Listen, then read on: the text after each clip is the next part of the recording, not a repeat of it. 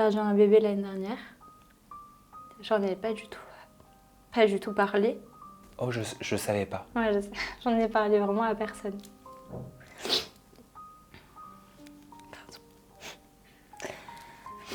Ouais, je m'en veux de cette décision. Donc c'est compliqué de vivre avec ça, tu vois. Sachant que tu sais que t'aurais pu le rendre heureux et tout, c'est compliqué. Le miroir. Pour certains, il est un ennemi, alors que pour d'autres, il est un ami. En un regard, il révèle nos vérités profondes. Le miroir capture l'authenticité de nos expressions. Il fait tomber nos masques. Il permet à l'âme de se dévoiler. Le miroir est le reflet de notre passé, de notre présent. Il est notre histoire. Le miroir. Alors, êtes-vous prêt pour un voyage au-delà des apparences ?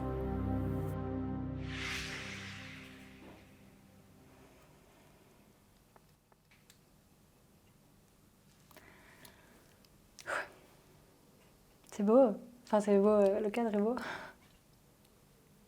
Stylé à fumer.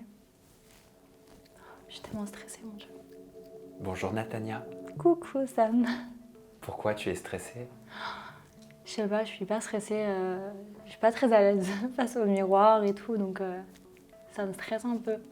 T'as jamais été à l'aise face au miroir? Si, quand j'étais petite. Quand j'étais petite, ça allait. Ça Qu'est-ce que après. tu vois? Bah là, tu vois, je ne me regarde pas pour l'instant. Je suis censée me regarder. Tu peux essayer. Ouais, pas sympa. Sympathique. Je vois quoi? Bah, je vois une petite meuf sympatoche. Est-ce que tu peux me décrire cette femme que tu vois face au miroir? Ouais. Je vois beaucoup d'accumulation. Je pense que c'est une jeune femme déterminée, très forte, qui a vécu beaucoup de choses. Un peu fatiguée parfois, moralement. Comment tu la trouves physiquement, cette jeune femme que tu vois? Ça dépend. Ça dépend. Aujourd'hui, ça va. Je suis apprêtée, ça va. Ça va à partir de là. Si je regarde pas trop mon corps, ça va. On commence par le haut, justement, de ton corps. T'es ok? Ok. Comment tu trouves tes cheveux? Bah, ils sont cool. Ils sont sympas. Qu'est-ce que ça représente pour toi? La féminité. Bah, en vrai, c'est fou, mais tu sais que pendant longtemps, je pouvais pas forcément avoir les cheveux que je voulais. Quand j'ai eu ma relation toxique, c'est vrai que j'avais même pas le droit de couper mes pointes, tu vois, de cheveux sans son autorisation. Donc ça a été cool après de pouvoir récupérer mes cheveux, faire ce que j'en veux. Et c'est pour ça que pendant une petite période, j'ai fait beaucoup de bêtises à mes cheveux, du plomb, du truc et tout, j'ai kiffé. Comment tu trouves ton visage? Bah ça va. Bah, en fait, parfois, ça me stresse parce que quand je me regarde, je me dis toujours, je sais pas trop de où je suis issue, tu vois. Vu que je connais pas mon père biologique, j'ai jamais su qui c'était. J'ai aucune idée de à quoi il ressemble. Du coup, parfois, quand je me regarde, je me dis qui je suis vraiment, tu vois ce que je veux dire? D'où je sors. Tu le vois parfois, ce père dans ton visage, ce père que tu connais pas? J'essaye de deviner des traits du visage, de deviner peut-être mes yeux, tu vois. Ouais, si ça m'arrive, j'essaye de le voir. T'as pris des traits de ta mère? Ouais, j'espère. Elle est incroyable, ma mère. Elle est exceptionnelle. Ouais, je pense que j'ai pris un peu... j'ai ça, là. Tu vois, ces petites pommettes quand tu rigoles. J'ai ça, j'ai son petit nez, j'ai ses dents, j'ai sa bouche. J'ai pas son charme. J'ai pas son charme, mais j'ai quelques traits du visage. Tes yeux, tu les trouves comment? On dit souvent que c'est le reflet de l'âme. Ouais, j'aime bien mes yeux. Franchement, j'aime bien mes yeux. Avec le temps, je préfère les yeux foncés parce que je trouve que c'est moins facile de voir en eux, tu vois. Je trouve que c'est plus facile pour les yeux clairs. J'ai l'impression que tout le monde voit tout ce que je ressens tout le temps. Genre, j'ai l'impression que c'est écrit dans mes yeux. Coucou, je vais bien. Coucou, je vais mal. Coucou, tu vois.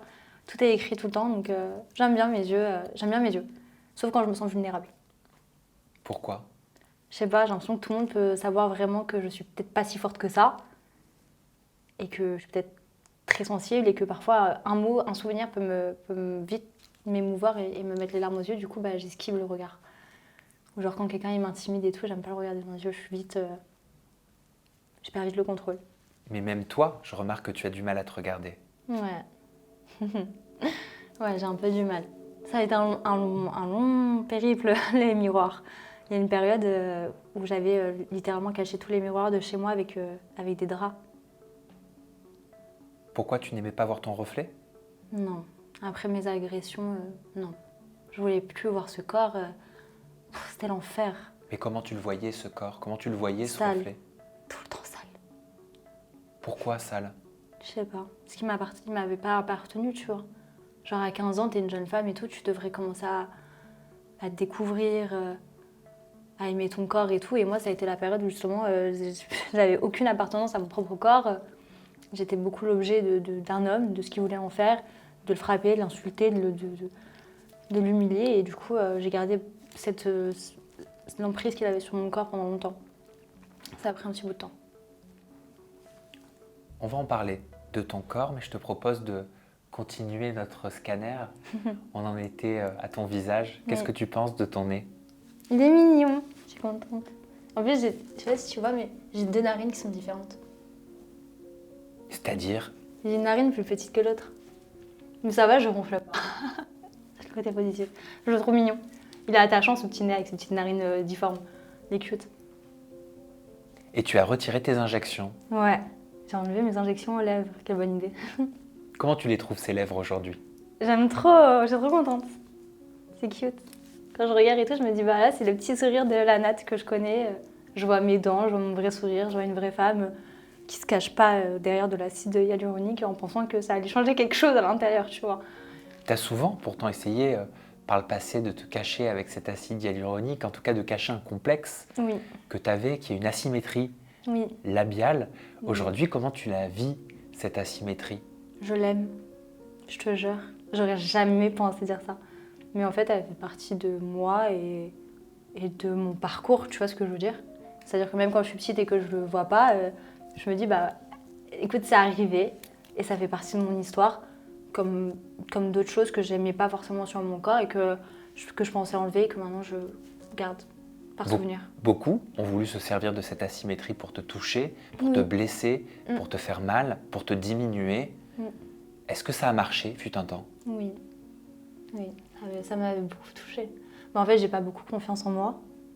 Et tu sais, moi, il n'y a pas eu ma famille ou quoi qui me faisait des compliments ou des gens que j'aimais qui ont été tendres ou gentils avec moi, tu vois. Donc je pense qu'à travers la télé-réalité, j'ai aussi cherché un peu à ce qu'on me valide, à ce qu'on m'aime. Alors quand on m'a terminé sur tous les aspects et le côté physique aussi, ça m'a touchée, tu vois. Ça représente quoi, la bouche, les lèvres, pour toi? Pour moi, c'est la voix, la liberté, la parole. Je suis libre de dire ce que j'ai envie, de faire ce que j'ai envie. Je sais pas, pour moi, ça représente beaucoup la liberté. Et alors, tu parlais de ce corps en introduction, j'ai entendu, j'ai vu, tu disais tout ce qui est au-dessus, ça va, tout ce qui est en dessous du cou, ça me plaît pas. Pourquoi ce corps, il te plaît pas tant? Je sais pas. Je pense des années de moquerie à l'école déjà. Quelle Comment moquerie? Mikado, c'était mon petit surnom. Parce que j'étais toute maigre comme un Mikado. Ça m'a beaucoup touchée. En fait, j'ai toujours eu des problèmes d'alimentation depuis que je suis toute petite. Tu sais, je suis née sous médicaments. Ma mère elle prenait des médicaments pendant la grossesse et du coup, quand je suis née, j'étais sous dépendance. Donc, en fait, je dormais tout le temps. J'étais sous Xanax. Je dormais tout le temps. Et du coup, je ne pouvais pas manger. Et déjà petite, ça a été un grand sujet autour de ma famille, tu vois. Donc, ça a été un peu des moqueries qui ont commencé dans ma famille, qui ont perduré à l'école. Et après, en tant que jeune femme qui s'est amplifiée, donc ça a été compliqué, je pense. Je commence un peu à reprendre le monopole sur mon corps et à l'apprécier, un petit peu.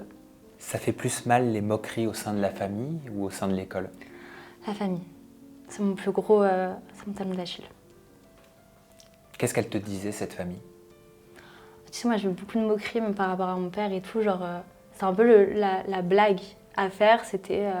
oh, on sait même pas c'est qui son père, ça se trouve c'est Patrick Bruel ou le boulanger en bas, ou tu vois, c'était... On sait même pas... tu vois, on se moquait beaucoup de moi en disant que j'avais une dégaine de clocharde quand j'étais petite, que je louchais, parce que je louchais quand j'étais petite. Mais vraiment les yeux qui faisaient comme ça. Donc ouais, j'ai eu pas mal de petites moqueries comme ça, et en grandissant encore pire. Ça fait plusieurs années que tu te bats pour prendre du poids. Ouais, ça a toujours été le combat de ma vie. La nourriture, c'est quelque chose qui est très compliqué pour moi parce que c'est complètement lié à mes émotions. Et que malheureusement, quand je suis angoissée, que je vais mal et tout, c'est impossible de manger. Je suis déjà pas très épaisse, donc dès que je perds du poids, on dirait une malade. Et malheureusement, les gens, ils ont pas ce truc de se dire c'est tabou, on va pas lui en parler, tu vois. Non, les gens, ils sont directs, ah mais t'es maigre, tu vois. En fait, ça fait super mal, ça réveille beaucoup de blessures et beaucoup d'anxiété aussi. Donc, oui, ça fait mal. Tu penses que les gens se rendent compte que ça peut blesser quand on te dit t'es maigre? Je pense pas. Je pense que, tu sais, c'est un peu rentré dans les mœurs depuis l'époque, tu vois, où les modèles, les plus grandes top mannequins, enfin les top modèles, c'était des filles extrêmement fines. Et du coup, je pense qu'ils y voient même plus quelque chose de négatif, alors que peu importe le corps, tu peux être hyper inconfortable avec ça, tu vois. Genre, tu vois bien que depuis tout à l'heure, j'ai un peu du mal à poser le regard là-dessus. Pose le regard, si tu l'acceptes, sur ce corps dont on parle. Ouais, c'est beaucoup plus facile de faire des vidéos en lingerie que de me regarder dans un miroir. Hein. Quelle zone t'es en train de regarder en ce moment même? Les jambes. Qu'est-ce qu'elles ont ces jambes? Elles sont fines et elles sont marquées de cicatrices. Des cicatrices dues à quoi? Bah, des trucs pas cool, quoi, tu vois. Soit des bagarres, soit des violences. Donc pas trop cool. J'ai des brûlures de des cigarettes, par exemple, sur une des jambes. Ça a été un complexe pendant longtemps, tu vois. Des brûlures de cigarettes? Mm. Pourquoi des brûlures de cigarettes? Mon ex.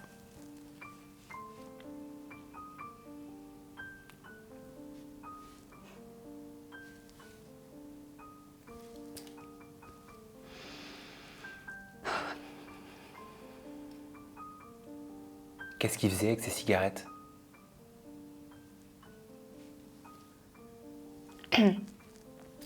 Du mal. Je pense qu'on est passé on était dans une telle relation toxique que il cherchait juste à trouver qu'est-ce qui pouvait m'abîmer. Moi à l'époque, déjà petite, je faisais des photos. Quand j'avais genre 16-17 ans et tout, je faisais des petites photos pour des marques. Et ça le rendait fou, genre complètement fou. Du coup, il a tout fait pour l'abîmer, quoi. Comment tu réagissais? Je me dis que c'était pas si mal. J'aurais pu avoir pire. C'est comme ça que j'ai appris à être très relative dans ma vie, même par rapport aux douleurs physiques et tout. Même quand actuellement, j'ai des problèmes de santé depuis petite, tu vois. Et j'essaye d'être hyper chill avec ça. Parce que je me dis, il y a toujours pire en termes de douleurs physiques, donc je me plains pas. Tu subissais? J'étais jeune, j'étais fougueuse. Je t'explique, des manigances pour me sortir de ça, j'en ai fait. Hein. Je me rappelle à l'époque, tu sais, il était toujours dans sa voiture et tout. Je dormais dans sa voiture avec lui. Et genre, je me rappelais écrire SOS, tu sais, genre pour montrer au côté passager pour que quelqu'un puisse appeler la police ou quoi que ce soit. Et ça, c'est un épisode parmi 1000. Donc non, j'essayais de m'échapper tout le temps, j'acceptais pas, je savais que je méritais pas ça. Mais petit à petit, il est comme rentré dans ma tête pour me dire qu'au final, eh ben, peut-être que je le méritais. Tu vois. Mais tes jambes, elles ont rien demandé? Non, ni mes jambes, ni mon corps en totalité. Mais c'est vrai que c'est compliqué pour moi de regarder mon corps, tu vois. Je me dis qu'il aura toujours une empreinte. Et ça me rend ouf de me dire qu'il aura toujours une empreinte sur ce corps. Et cette empreinte, tu la vois quoi qu'il arrive? Ouais, je la vois tout le temps. Tout le temps. C'est moins présent, tu vois, par les thérapies et tout. Mais bon, il y a juste avant les anges, donc il y a quoi, il y a 5 ans, 6 ans, j'en étais encore à me laver tout mon corps au grain parce que je me sentais extrêmement sale, donc j'avais vraiment des plaques de sécheresse sur toute la peau, quoi. Donc c'était pas si lointain, finalement. Sur quelle autre zone de ton corps tu souhaites poser ton regard maintenant? Ah, enfin, j'aime mes bras parce que ils racontent beaucoup de mon histoire avec mes tatouages. Parle-moi de ces tatouages. Ah, c'est ma carapace, hein, mes tatouages. J'aime beaucoup. J'ai toujours aimé ça, hein. Depuis que je suis toute petite, j'ai toujours dit je veux absolument être tatouée. Et après, pareil, c'est un peu relié aussi à ça. Quand j'ai fait mon premier tatouage, le prénom de ma maman, Sonia, quand j'avais 15 ans, il m'a frappée. Dans la rébellion, j'ai voulu en faire un deuxième. Il a fait pire. Et quand il est parti en prison, je me suis fait tatouer. C'était un peu pareil, vouloir réapproprier mon corps. Et depuis, je me marque un peu des périodes de mon histoire ou des choses qui me touchent, qui me rappellent que, bah, par exemple, la Médusa, qui est la plus récente, j'ai pris beaucoup de temps à vouloir la faire, la Médusa, tu vois. Parce que c'est quand même un peu marqué au fer rouge ce que tu as vécu, finalement.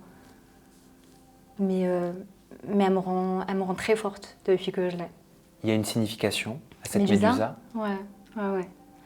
Médusa, bah déjà, en dehors du fait qu'elle a été victime de violences sexuelles par Poséidon, elle a été violée. C'est aussi une déesse qui était très belle et qui avait vécu des choses vraiment pas cool de sa famille. Tu vois, il y avait aussi une toxicité familiale dont on parle aussi pas beaucoup, mais qui était bien présente dans sa vie. Et je trouve que sur plein d'aspects, on se retrouve, Médusa et moi. Tu souhaites poser ton regard sur une autre partie de ton corps? Bah, je peux regarder mon ventre, il est face à moi vu que je le mets tout le temps à l'air.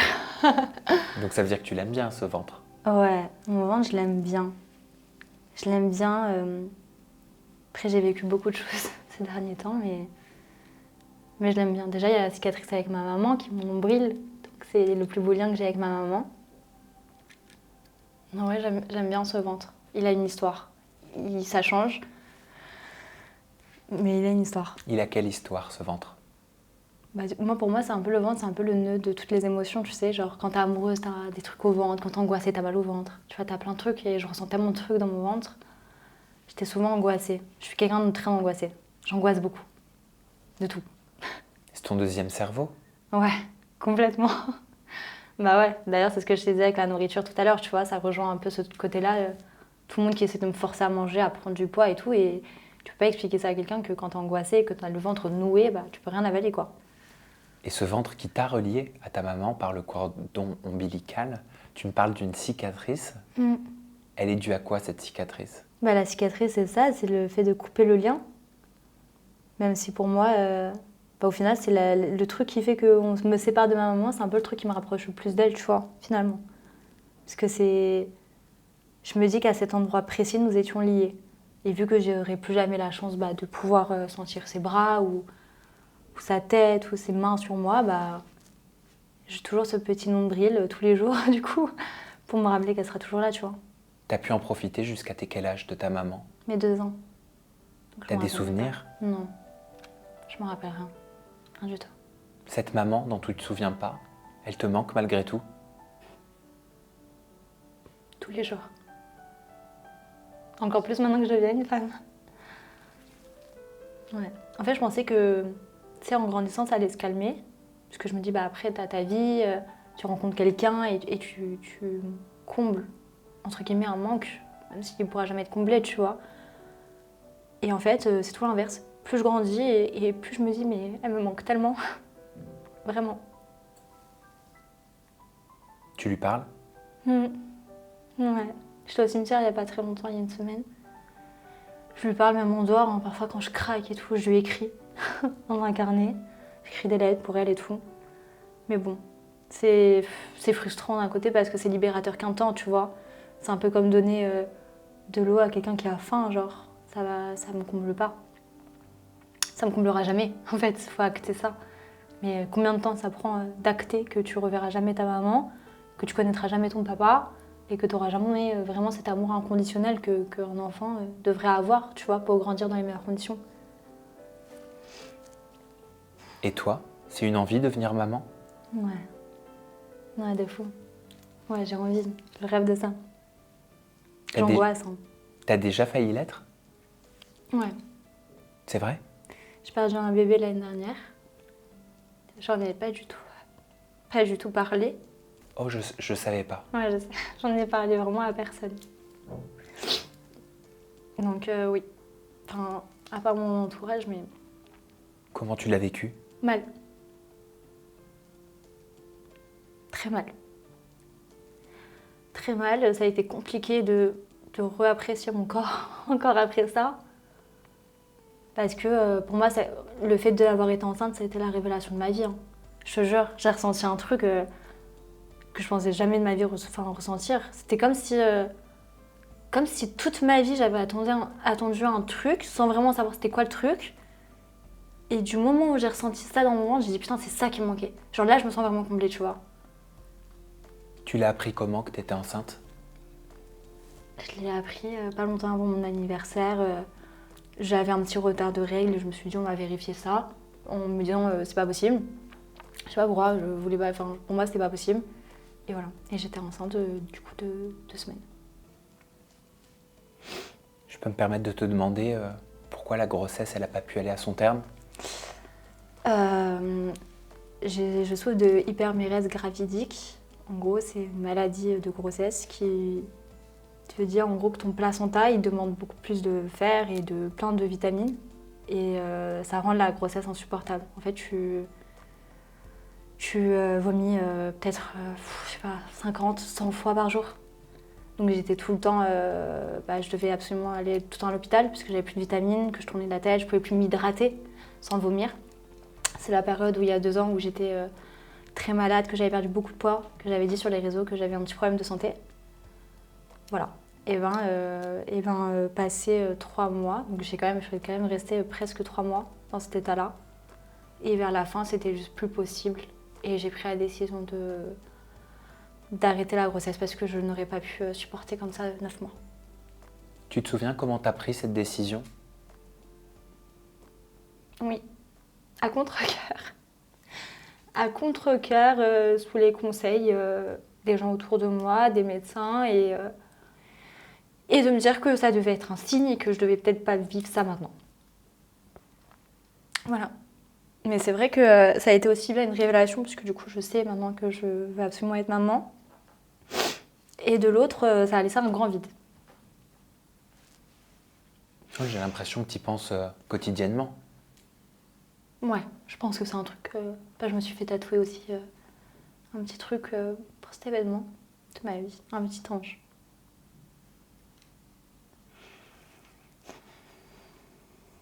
Aujourd'hui, comment ça va? Par rapport à ça, Oui. tant qu'on me touche pas le ventre, ça va. Tant qu'on me touche pas le ventre, ça va. Tu as pu être accompagnée dans cette décision? Oui. Ouais, franchement, j'ai été accompagnée. J'ai eu la chance de ne pas être seule pendant cette épreuve-là. Et puis au moins, je sais que, puisque du coup, il y a 80% de chances que je souffre d'hypermérèse gravidique à chaque grossesse. Mais bon, je pense qu'à l'avenir, je me préparerai différemment, que j'essaierai de trouver un traitement et de prendre du poids avant, du coup. Parce que c'était vraiment épuisant pour moi. Qu'est-ce que tu as envie de lui dire à ton ventre? Que je lui pardonne. Ouais, que je lui pardonne. Qu'est-ce que tu lui pardonnes? En fait, je m'en veux un peu d'avoir fait ça, d'avoir pris cette décision. Donc,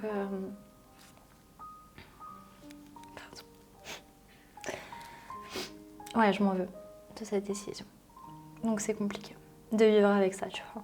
Sachant que tu sais que tu aurais pu le rendre heureux et tout, c'est compliqué. Je me dis en vrai c'est un choix égoïste, tu vois. C'est genre parce que moi physiquement je me sentais mal, mais lui il se sentait bien. Ça c'est des choses que j'ai demandé au médecin et lui n'avait absolument pas, lui ou elle en tout cas n'avait pas du tout ce problème-là, quoi. Il ressentait pas mes vomissements ou mon manque de fer ou quoi que ce soit. Qu'est-ce que tu veux dire aujourd'hui, Natania, à ce corps que tu as en face de toi, ce corps qui est ta carapace pour cette vie, sur cette terre, que tu portes, qui a subi, qui n'oublie pas, qui garde des empreintes, mais qui est là? Je pense que c'est parfois de certaines ratures qu'on fait des belles choses, tu vois. Genre il y a plein de plats foirés, de base c'est des plats foirés, ils sont super bons. Donc je me dis peut-être que c'est pareil pour moi. Peut-être que de plein de mes situations cata, ça a créé des cicatrices, des fêlures, des problèmes et peut-être des parties de mon corps qui me rappelleront à chaque fois que je les verrai ce que j'ai vécu. Et de l'autre, je suis hyper fière d'avoir vécu tout ça, d'être encore là, parce que c'est pas gagné, tu vois. Il y a plein de gens aujourd'hui qui pètent des plombs, je t'ai dit, j'ai perdu ma maman d'un suicide, donc c'est un peu un truc qui a toujours frôlé autour de moi. Donc je suis contente d'être toujours sur mes pieds et de, je crois en tout cas, donner l'apparence de quelqu'un qui a confiance en elle. Merci Natania pour ce moment face à toi-même. Merci. Je te laisse à présent dire au revoir à ton reflet. Salut. Et à tout à l'heure, du coup.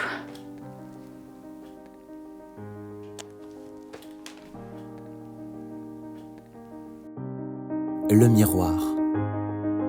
Pour certains, il est un ennemi, alors que pour d'autres, il est un ami. En un regard, il révèle nos vérités profondes. Le miroir capture l'authenticité de nos expressions. Il fait tomber nos masques. Il permet à l'âme de se dévoiler. Le miroir est le reflet de notre passé, de notre présent. Il est notre histoire. Le miroir. Alors, êtes-vous prêt pour un voyage au-delà des apparences ?